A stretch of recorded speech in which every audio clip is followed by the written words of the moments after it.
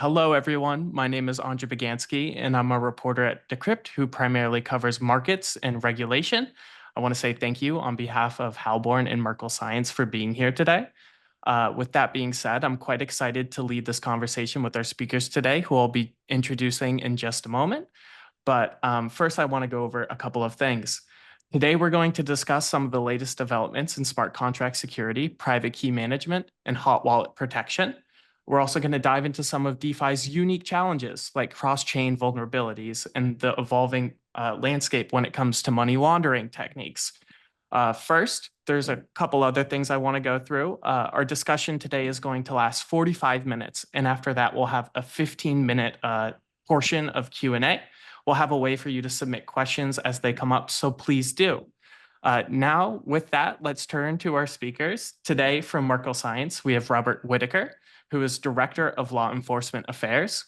We have Dr. Justus Delp, who is Merkle Science's Senior Solution Architect. From Halborn Science, we have Piotr Cielas, who is the Vice President of Security and Enterprise. And we have Gimenez-Aguilar, who is Halborn's Lead Security Architect and Researcher. With that, let's turn to our panelists today. We have plenty of questions to go through, and I hope you do submit questions as they come up during this session. I think it makes sense to start off with a warm-up question. Anybody here can please feel free to jump in. In 2023, DeFi hacks were less severe, dropping in terms of frequency and total amount lost. But are the risks that developers face just as real as ever in 2024?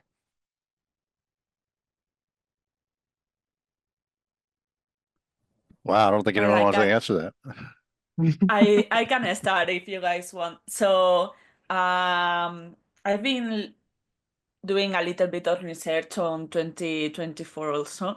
And there are, I think, some key factors that in 2023 could make the number and the quantity of loss value for hacks to be a little bit less. If we check, for example, the TVL, we see that from 2022 to 2023, there is like a very high drop. But for example, if we check the TVL for 2024, we see that it's a bit higher, not at the level of 2022, but that could make like it mean that there is more money to steal, right? So hackers could try and get that money. And also, if we check a little bit, if we go to, I don't know, Rec, Leaderboard, or DeFi and we check like the top 10 hacks on all time, we see that if we consider that Gala Games lost 200 million, some of they say that they lost to 22 million, but even if without considering Gala, there is the same number of hacks in 2024 than in 2023, and the amount lost, even without the Gala Games, is higher than in 2023 and almost the level on 2021. So I think the risk is very real, and because we are already seeing that there is like increase on the amount that can be stolen, and already there are like some very big hacks on 2024. That's a really good scene setter in terms of TVL dropping, but you're seeing a resurgence in threats, matching numbers that you saw in 2021. So thank you for that, Mar. One of our primary topics that we'll be turning to today is smart contract security. And I'd love to hear from both sides on this, Merkle and Halborn. Given the prevalence of smart contract vulnerabilities highlighted in both reports, what are the most critical steps that projects should take to mitigate these risks before and after deploying smart contracts on mainnet? This can also include reactive solutions, but I also want to hear about specific steps when it comes to thwarting bad actors specifically. So with that, I'll turn it off to you guys. Maybe we can have Merkle jump in first this time. Yeah, sure. I think like a key aspect to take into account is that like when we see attacks happening, they tend to either happen on the smart contract level directly, or they tend to happen on the UI. And I think that's something a lot of like crypto protocols seem to neglect, or also other crypto services, that it's not necessarily just the smart contract itself that poses a risk, but actually also the UI that a potential malicious actor wants to use. So I think what we are seeing as a good way of mitigating risks is that you should be also being aware of who's actually trying to use your smart contract or the UI in order to do that. And we have been helping crypto foundations to screen these addresses that are trying to get a price feed, for instance, or before they're able to bridge onto a new blockchain. And that can already significantly help to deter malicious actors that perhaps have bad intentions when entering either the new blockchain or perhaps that smart contract, to prevent a re-entry attack to happen to begin with. So that's something we recommend on the preventive side. Mm. That's fascinating. Sounds like a profile almost. For Halborn, how about you, Piotr? Thank you. So when you consider because the question is centering on, I definitely agree with, with Justus on the importance of a very holistic look on the entire technology stack. And possibly going even beyond technology to people, processes, and and data being involved in the operations of the whole protocol. You have to think about the whole life cycle of the contract. When you start ideating through proof of concepts, then you arrive at an MVP, you deploy it, and you incrementally update functionality. So at every of these steps, there can be vulnerabilities introduced, there can be misconfigurations, and there can be a misalignment between specification and implementation. That this is what the vulnerabilities are. This is where the ambiguities and perhaps those cracks in design can result in malicious actors exploiting them and taking advantage of edge cases that were not thought of thoroughly enough in during the contract life cycle. Mm. Mm. In terms of the reactive measures, I wonder if that's something worth digging into, because when you talk about the life cycle of a smart contract, you have the before and after, but it really does sound like when it comes to a smart contract that the life cycle, as you mentioned, extends far beyond just deploying a piece of audited code. Yeah, and maybe I can add on this what Peter was saying in terms of processes. We're actually highlighting in our HiCup report that bypassing authentication or authentication flaws in the smart contract itself is a common issue we see. So if you look, for instance, at the Justus DAO hack, there was a burn from function that was used. And actually that burn from function was something that the deployers of that contract didn't really keep much in mind, that one of the malicious actor was able to actually use the burn from function to burn someone else's token to make the transactions on their behalf. And that's something that we see a lot of times, as you mentioned, in terms of the reactive pieces, that they find out the problem and then they have to go and actually mitigate it. And it's very difficult when the damage has already been done. But I think when it comes to tracing, you also want to be prepared for such a moment, because I think it tends to happen for even the best DeFi protocols out there. And then you have to take advantage of databases such as us from Merkle Science, that you can alert your counterparties or also alert users that such a exploit or security breach has happened, and you can take countermeasure steps. So that's something I think that feeds in very nicely as an example from the report. Yeah. Hopefully community feedback beyond our protocol is under maintenance right now, or something along those lines. But sorry, I think I cut somebody off right there. It's okay. I think some of the older days when hacks weren't always out there in front. We're talking more like traditional finance and stuff. But nowadays everyone can see the hacks occurred. Basically, I mean, people are watching all the time. We have the cyber sleuths out there. They're always watching what's going on. They see the hack occur. It doesn't help the developer or the who owns the contract to hold on to the knowledge that they got hacked. They need to get it out as fast as possible. Talk to the industry, let the industry know it happened. So at least at that point, there's some mitigation going on. Don't sit on it for days and think no one's noticed, because someone's noticed, and there'll be a report coming out pretty soon on LinkedIn about what happened to you. So get it out there, start to mitigate it right away. With that, I want to turn to private key management. It's another big topic that we have today. Specifically, this question is for Halborn. Private key compromises have led to some of the most significant financial losses in 2023. How can organizers or organizations enhance their private key management practices to better protect their digital assets? So I can kick off this one, I think. We've been working with organization, both from the TradFi world and more Degen projects alike. Well, obviously the means and resources at disposal of those, two respective types of organizations are quite different, right? Also, the product market fit is different, and the purposes what they use their keys for is different as well. But before we start even considering how can we protect keys, I think we would need to take a step back and think of what types of keys do we really want to protect. If you think about it, it's not just the private key like it was in the olden days that was just securing your funds, because well, or a seed phrase for that matter. Like there's so much more than that. We have API keys on exchanges and potentially custody providers.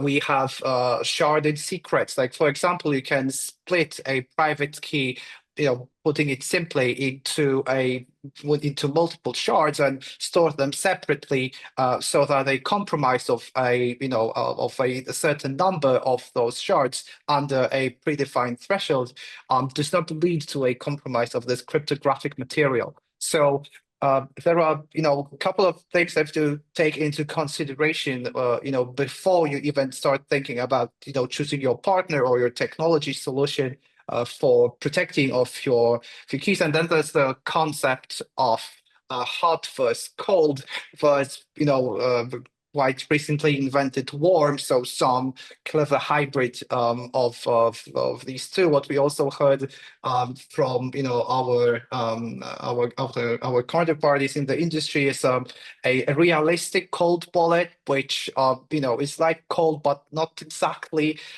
So like there's a couple of strategies. There are actually multiple strategies you need to consider. There are also regulatory concerns to consider as well. Like perhaps you can only go with like a qualified custodian, on top of a regular say multi-sig or a regular third party custody provider. So you would need to look at your profile as an organization, as an individual, about your use cases. If you expect retail level transaction volume, potentially a cold vault is not necessarily the best choice for your ops wallet.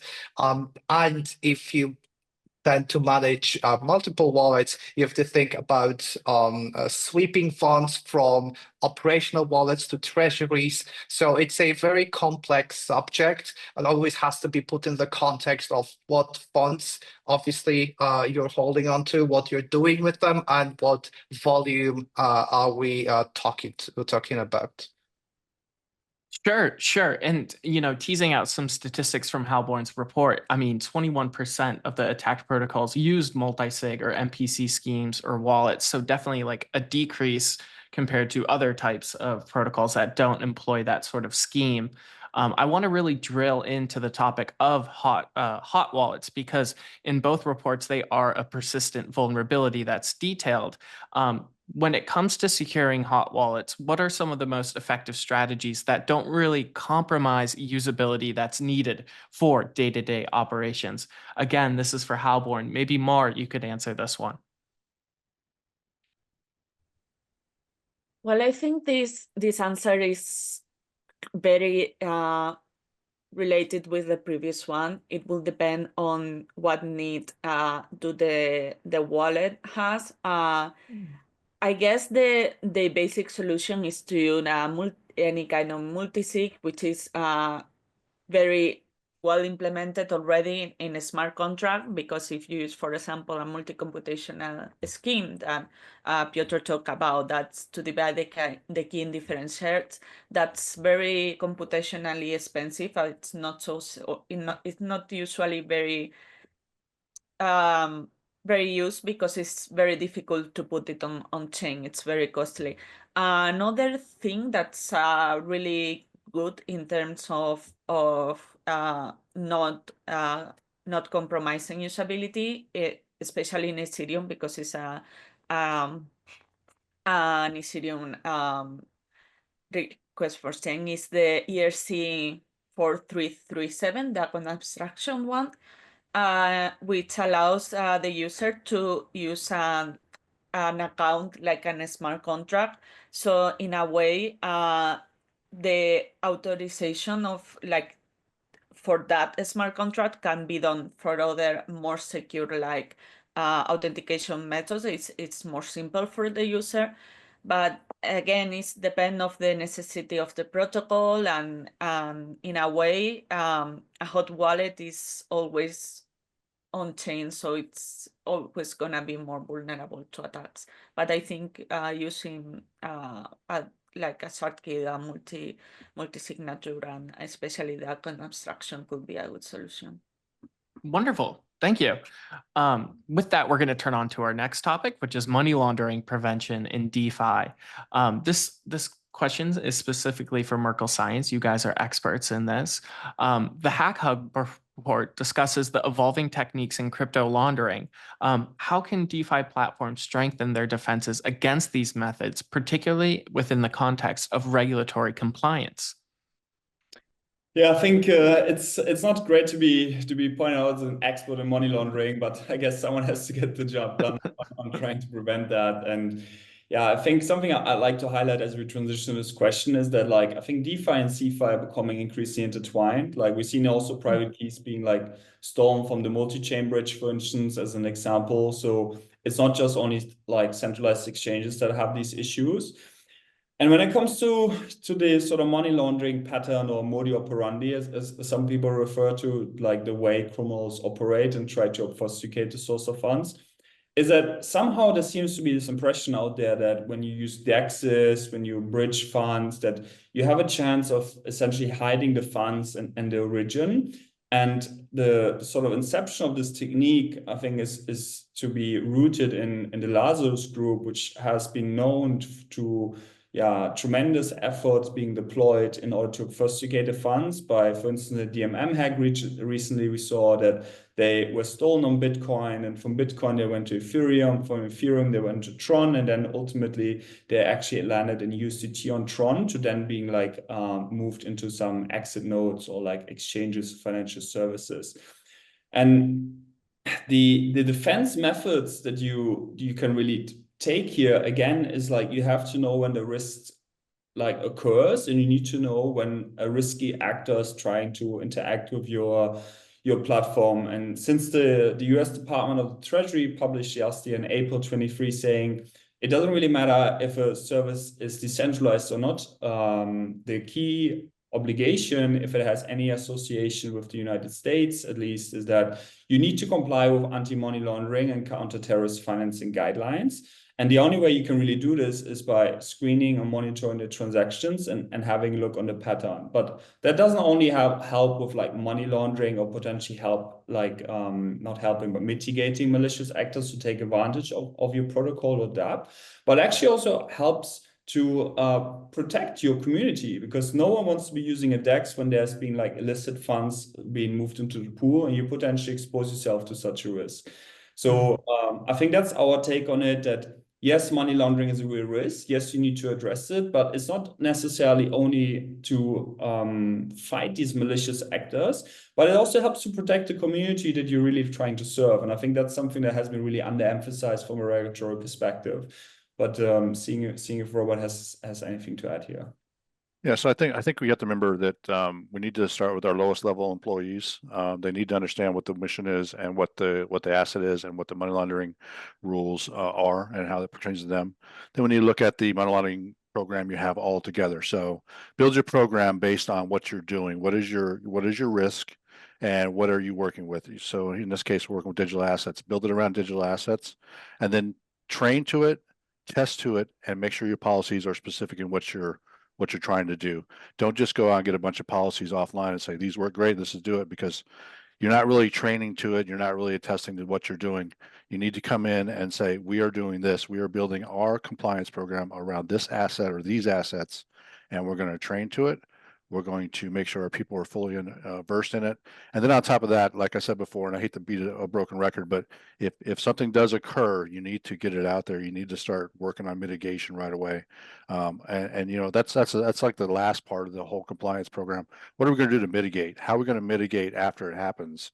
A lot of companies or these protocols get in trouble in that second half right there. How do you mitigate the rest of it when something bad happens? You know, Robert, on that point, I'd love to hear you talk about specific steps that are part of that mitigation response that you see. There's no one size fits all approach to this, but some of the basic steps that are taken in terms of mitigating would be interesting to hear.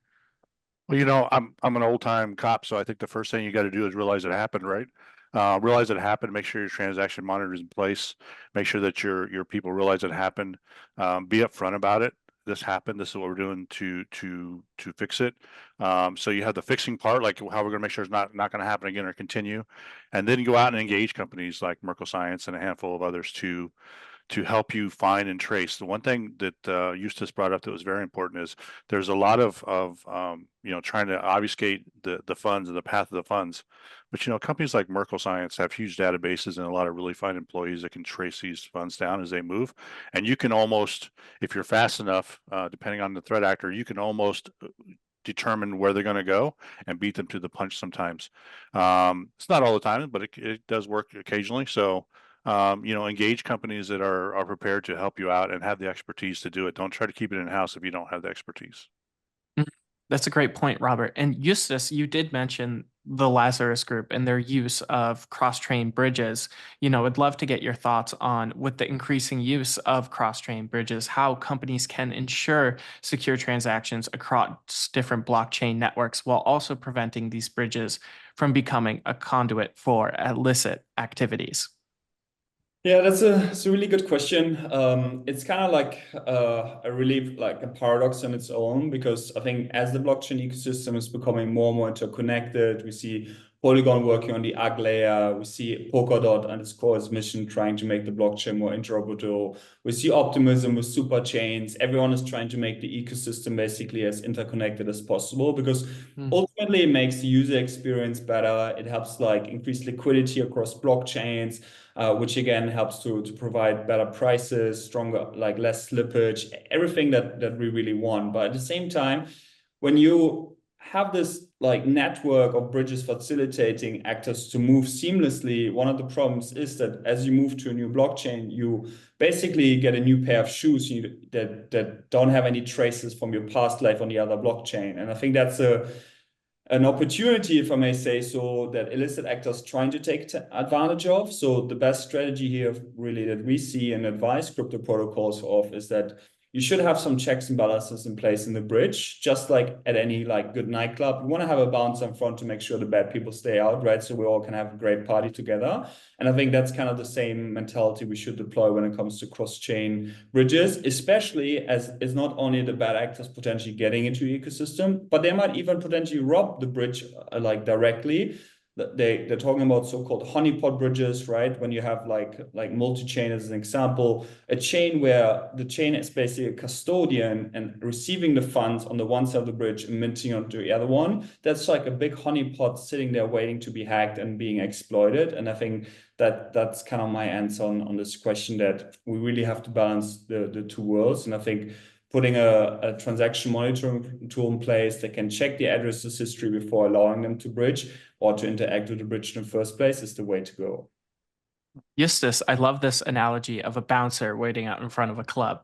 I also think it's great that you highlighted that this is not only a target, but also a way that illicit or bad actors are covering their tracks, or at least trying to. You know, Halborn, is there any thoughts that you could share on this topic in terms of preventing bridges from becoming a conduit for illicit actors? Something that we have seen, especially on our report, is that actually the main way in which British has been hacked, besides private key leakage or compromise, is because the function that verify the proof that you have token in one chain and then you need to pass to the other, that proof verification is usually faulty and is the one that's used to attack. So I will be very cautious when using a bridge, and I will make sure that the whole protocol is audited, but especially that function is correctly audited, is correctly tested. Yeah, and at the end of the day, I agree with Justus because British, you are trusting the team also. You are putting there the tokens. It has the same problem at a centralized exchange, that once you sign the token to the bridge, you are not in control anymore. So I will push also for a very, very like transparent team and a very transparent group of validator, and even a different network of validator for each chain. So if one network is attacked and it fails, it's not gonna affect all the chains. So I will chase a distributed network validator per chain and a very good audited code on that regard. Thank you, Mar. That's a really interesting point in terms of the idea that, one protocol could be impacted and have just almost like a domino effect or a butterfly effect somewhere else completely. With that, I want to turn to the differences in attack vectors between 2022 and 2023 as bad actors evolve their strategies. I'd love to hear from both of you guys on this. Both reports note changes in attack vectors from 2022 to 2023. What are the most significant shifts that you guys have observed, and how should security strategies evolve in response to these threats? Yeah, that's not an easy question to answer. I think it's what both reports point to is that I think the risk is imminent, and as I said at the beginning, I think they're becoming more and more intertwined. Like, what used to be just a thing of exchanges, like taking care of the keys, protecting those, and there's like countless examples of exchanges that have gotten hacked and some sort of private key being compromised, and therefore the funds being lost. And it still happens today, right? The DMM hack has been nothing but that as well. But as exchanges tap their feet more into the DeFi world, we see smart contracts also becoming increasingly used by exchanges, and the vulnerabilities that used to be more of a DeFi topic, I think, starting to also become very much at the forefront of these centralized actors that have using them, like forwarding contracts as an example. So when it comes to the attack vectors, I think we still see fairly similar things like flash loans, reentrancy attacks, like these things been around a while, right? But I think it's because people are constantly trying new architectures, new use cases. If you think about like Ifina and Pendle Finance, like these are all protocols who are trying to kind of put a new spin on things and trying to put some perspective on it. And then Euler Finance, yeah, the flash loan that function happened there is something that can happen to any protocol. So I think the vectors haven't really changed that much. I think the two worlds are kind of becoming more intertwined as we see these two worlds come closer and closer. And one aspect that I do like to point out, though, is that I think we see also layer 2s increasingly getting affected. We saw 15% of the hacks happening on layer 2s now, whilst it used to be very much on Ethereum and Binance Smart Chain. So I think that is something to watch out for as the ecosystem is growing in these layer 2s, that they're also becoming increasing like target for the hackers. Justus, I would really be interested in hearing your thoughts on how vast virtual asset service providers and community foundations are taking a different approach potentially to mitigating some of these new threats that you've seen emerge in 2023. Yeah, I think something that we've seen on the VASP side is that they increasingly start to use professional custodian solutions. So there's a lot of players out there that try help with the custodian of the fund. So there's not such a risk that if one key is being stolen, then necessarily the entire fund's at risk. And that has become like an industry like best practice these days, which I think is really, really important.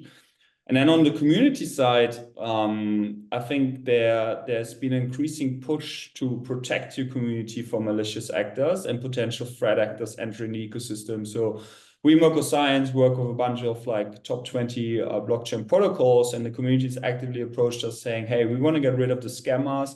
We want to get rid of the hackers. We want to make our community a friendly place that welcomes everyone that wants to grow with us, like build things with us, but we don't want people that are trying to rob us. And that, I think, has been a strong shift in sentiment. And when you think back onto the wild crypto days very early on, where you had to take care of your own funds, of your own wallet, and if you were not capable of doing it or you lost it, that's it. That was kind of like the law of the code, right? So I think that has become an increasing shift of how they are trying to help each other.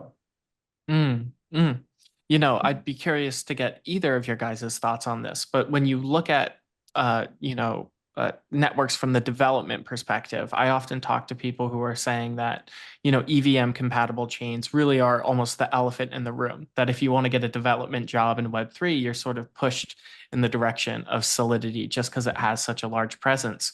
Do you think that also can be true for hackers as well, where hackers are potentially just like more apt to target something that's EVM compatible because they have a familiarity in the coding language and the structures? I think you're right. The elephant in the room, Solidity and developers being pushed into the EVM realm. I think it becomes almost like second nature. They're building out these contracts, and then maybe 1 or 2 or 10 say, you know what, we can make some money here. It's human nature, right? There's nothing's changed. Human nature is human nature. So, as far as that's concerned, they have skills. Human nature is what it is, and sometimes they use skills for the wrong things. Mm. Any thoughts on this? Thank you, Piotr. Yeah, sorry for front running here, but what I wanted to say to piggyback on what Robert said, Ethereum and EVM in general has been around for it's gonna be 10, 11 years now.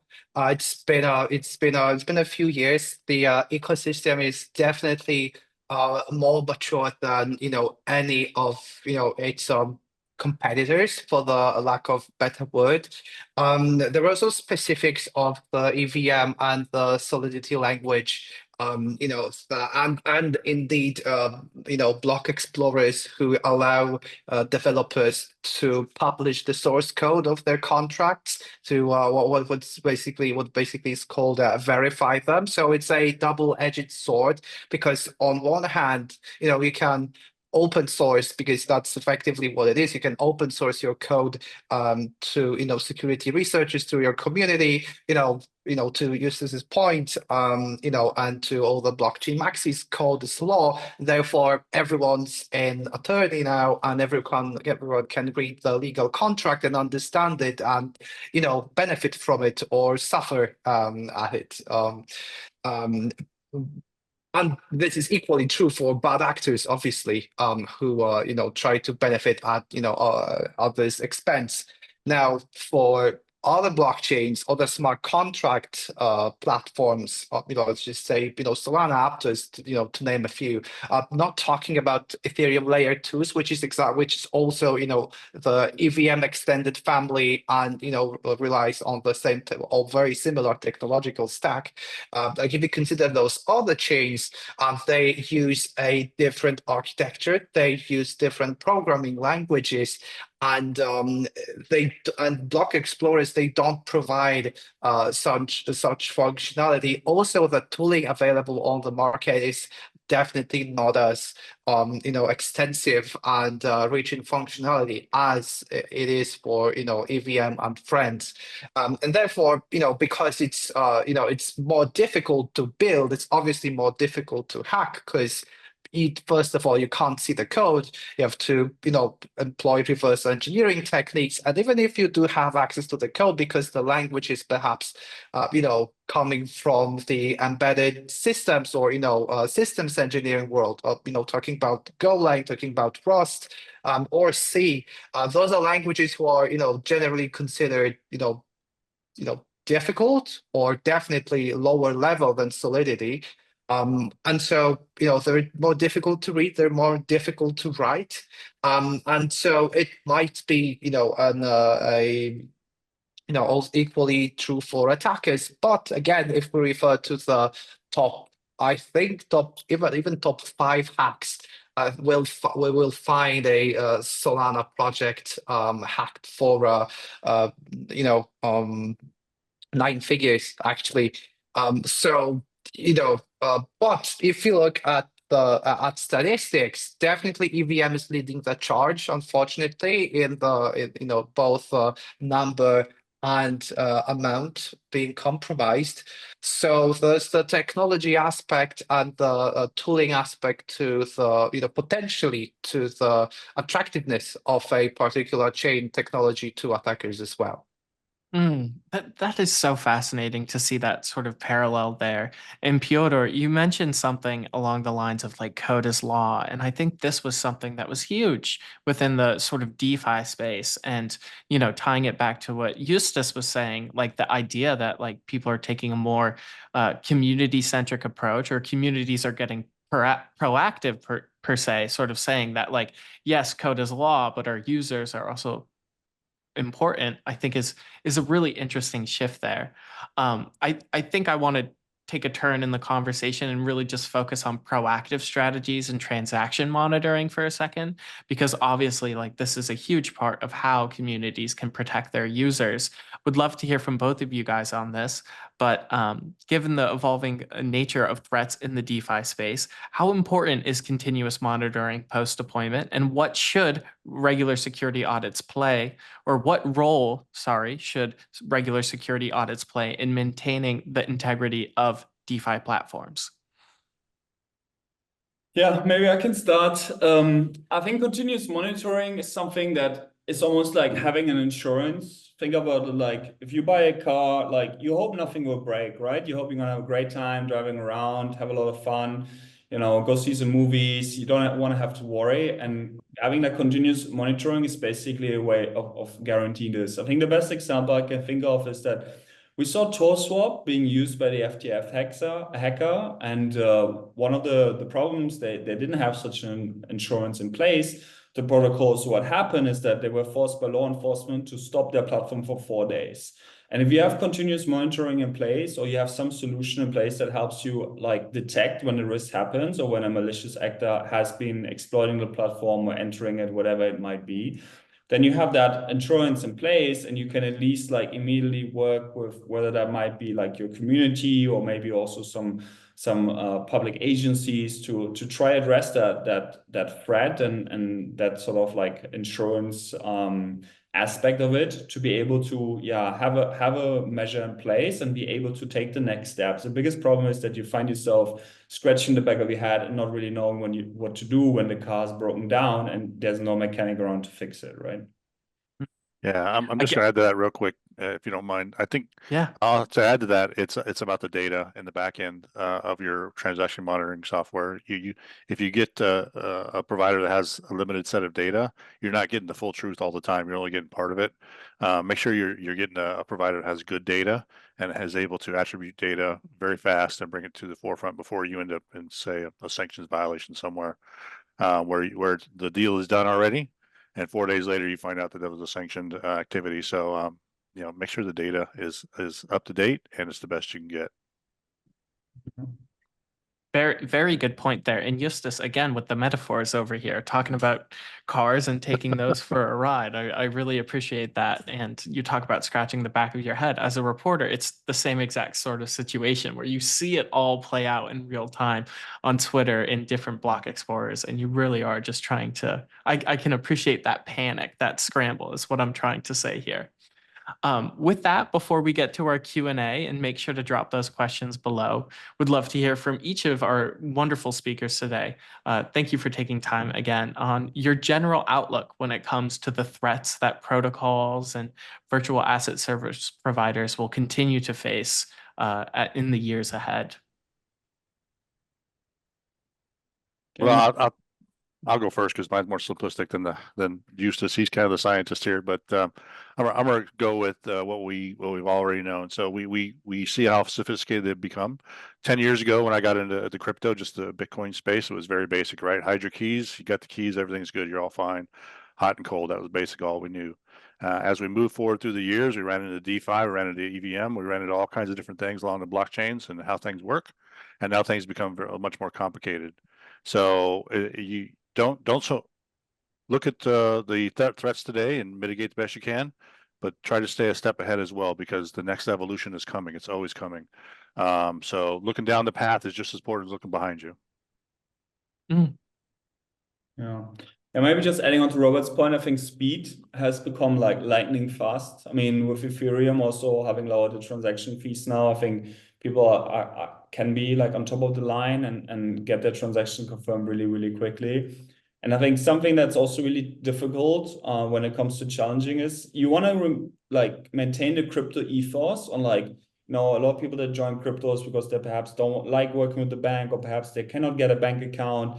And at the same time, you have to like please regulators, the banks and other counterparties you might be wanting to work with to satisfy the regulatory compliance to be able to work them to like foster that mass adoption. And I think that's a pretty tough challenge a lot of crypto protocols have to master. And the vast sort of sit on the other side of the spectrum where they're already a bit like a crypto bank if you make that comparison, even though probably all vast would disagree, but like they're more on a service end rather than the foundation itself. And I think that will continue to be a key challenge for them to sort of navigate these two contrasting value positions to be able to find a way forward that works for both the community and for the regulation to ultimately also, to Robert's point, like make sure that they're not allowing any malicious activity on their network or indirectly, involuntarily facilitating sanction evasion or whatever it might be. Thank you. I really appreciate that. Piotr? Yeah, so perhaps, one thing I would like to, maybe highlight as a concern is the recent, emerging AI and, the AI adjacent technology, which is, obviously an amazing opportunity, but also a concern, which I think, is relevant to all personas in blockchain. So if you think developers, they might be tempted to use, tooling like, ChatGPT or others, large language models to help them develop code or, port a TradFi concept on chain. Now, something to definitely keep in mind is, we have not yet seen a production ready system deployed fully by AI.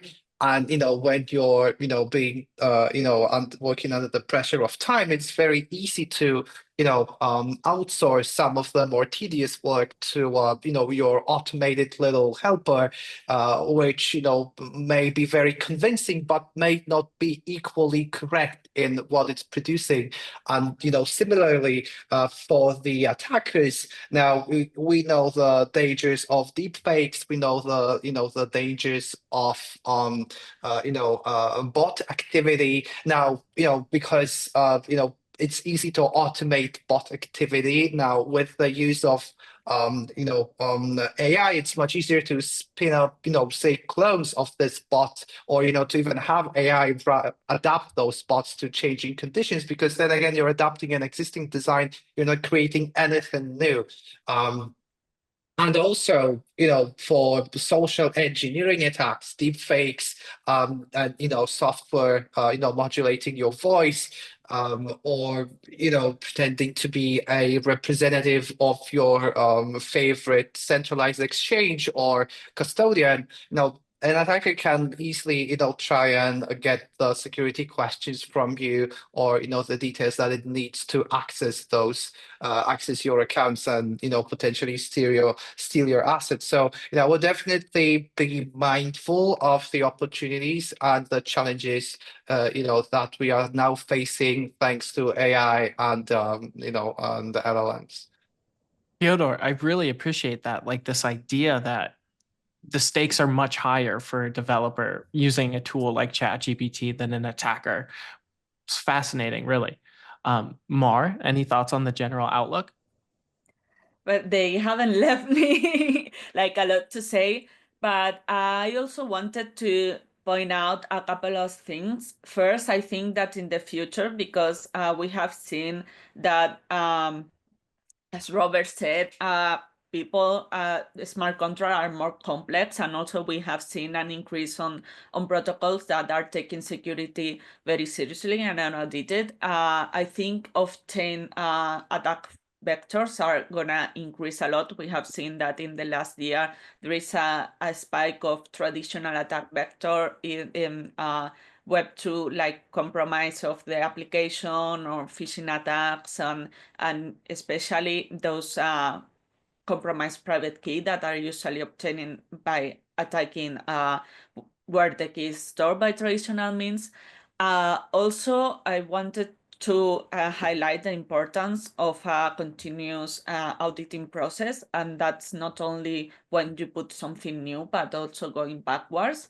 And it's very useful to have like a security company by hand, because we have seen that there are some vulnerabilities. Robert said that we didn't think before, and then there is a new vulnerability. So the ability to go backward and see whether you are vulnerable to that. Even we have seen, for example, with compiler version, we got that Viper vulnerability that allows reentrancy. So there is a continuous process on DeFi.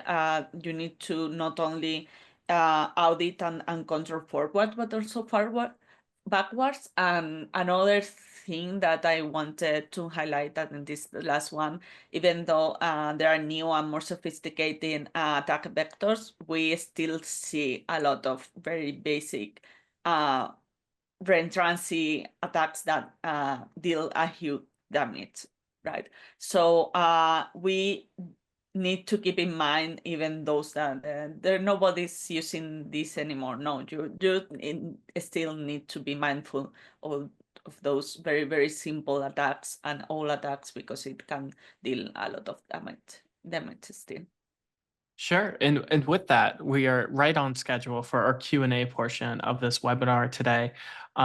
I'm not actually able to see the questions yet, which is something I am currently trying to figure out, but maybe Chandan, you could send me a screenshot or something along those lines, and we can make sure we get those questions asked for our awesome panelists.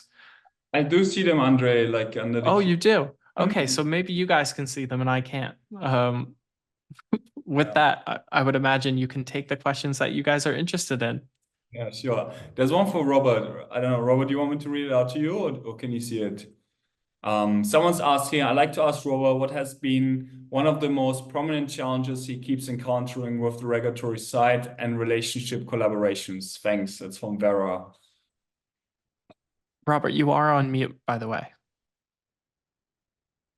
My apologies. I usually keep it right here, so my apologies. Vera, that's a good question. We are in this world of trying to catch up to the crypto space, to the DeFi space, and the ever ending challenges of technology. So I think when it comes to the regulatory side, we are still trying to stick square pegs and round holes for regulatory side. Now, some places like the EU seems to be kind of moving forward. We do see other countries that are moving forward with their regulatory side and going straight to building these rules around crypto. The US were a little slower, it appears, but we're working on it. I think the biggest thing we have is getting our lawmakers, our legislators, to understand what crypto is about. Number one, understand how it works. Number two, and understand what it means for the future and technology. I'm a U.S. person, so I look at what we're doing here, and I see that the U.S. is kind of slipping behind the rest of the world when it comes to crypto and technology. And I really wish we would be a facilitator of crypto and start looking at what we can do to make sure that at least from my perspective inside the U.S.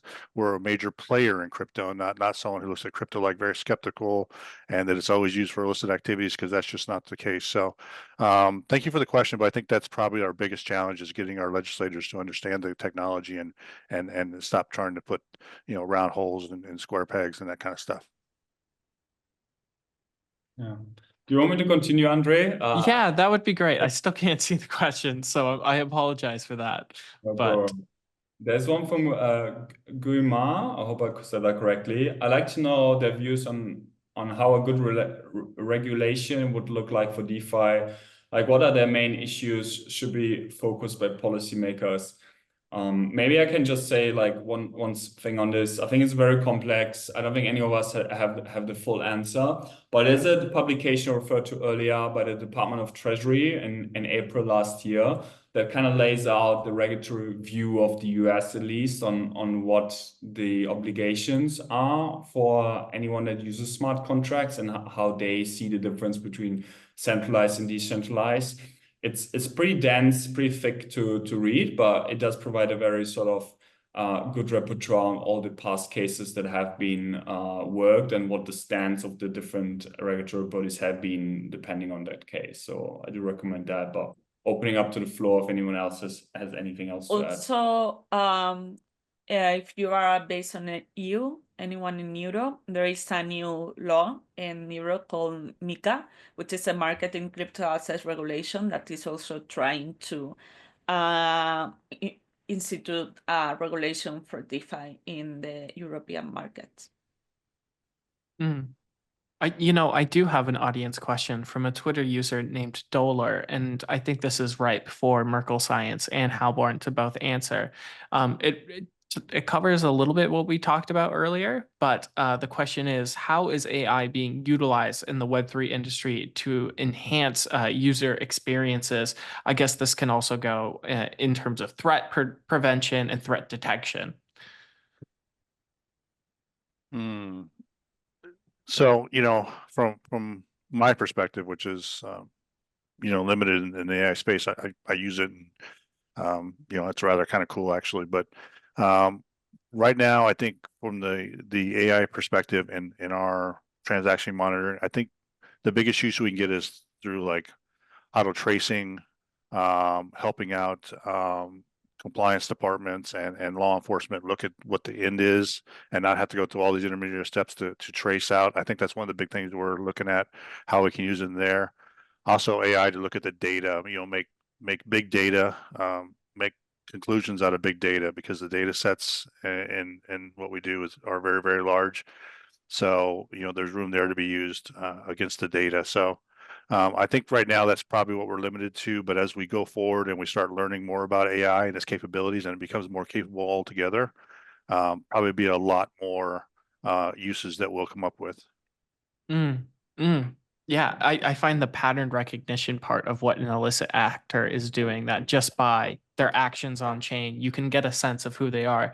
I mean, that's a really interesting concept that I don't think you would see people talk about just a couple of years ago. So right. Fingerprinting the chain, basically, make fingerprints out of data and see where it leads you. Robert, I do have a question for you, just my own, like myself, hearing you talk to one of the audience members before. Could you cue us into like the distribution of resources among law enforcement in terms of like, the size and the scope of the operations that they have in terms of being able to detect and combat bad actors or hold them accountable that are on chain? Well, I'll tell you, the Europol did a really good job years ago putting together a lot of good not task forces, but communities amongst federal law enforcement agencies globally. So when it comes to the federal agencies in the United States, they're doing an excellent job. They have really built entire units around crypto and the crypto space and illicit actors and enforcement. We still see a problem with what we call the smaller state and local agencies in the United States, and I'm sure this goes for around the world. That the training, the information, and just the whole market of crypto hasn't really hit them yet, even though crypto illicit actors are still going after our communities in romance scams and pig butchering and investment scams and a ton of other scams out there, right? You know, we find very vulnerable people amongst our populations that are just getting scammed and getting really crushed by, you know, losing their life savings and stuff. And our state and local people still have not. They're working on it. I want to give them full credit. They're working on it. They're trying to, but they don't have the training or the thought process to wrap their mind around this whole crypto space yet. Merkle Science is really working on making a change in that space, bringing them the training, bringing them the tools, and bringing them the awareness. So it's a multi-prong, multi-strategy approach that not only in our country or in my country, like I said, I'm a U.S. person, but you know, around the world, the same thing be said around the world. There has to be that multi-prong approach to bringing everybody up to speed. And that means even the public about, hey, this is crypto. This is what it's good for. This is what it's not good for. And these are the risks. And it's no different than fiat currency, right? It's the same exact thing. You just take out the dollar and put it in crypto. You have the same scheme. The scheme works the same generally. That is really, I mean, like the distribution of federal versus local resources is something that I think people should keep in mind here, is that you do see the FBI and you do see like these sweeping operations, but thank you for clarifying on the local level. I think that's something that maybe a few audience members were curious about. Yeah, the FBI, Secret Service, HSI, they cannot handle all these complaints that come in. So they're only going to take the largest ones. And that's what everyone has to understand. If you're a local police officer and you have a person who's been scammed out of $50,000 or $100,000, and you're like, oh, I'll take this to Secret Service, they can work on it. They're not going to work on it. It's just Wow. they have so many other cases going on. Think about the broad size of what FBI is doing with Lazarus, right? Think about how big that case is, and to then stop what they're doing, go work on 100,000, work on 1,000,000 cases that are less than $100,000. It's just not going to happen. Well, thank you for that input.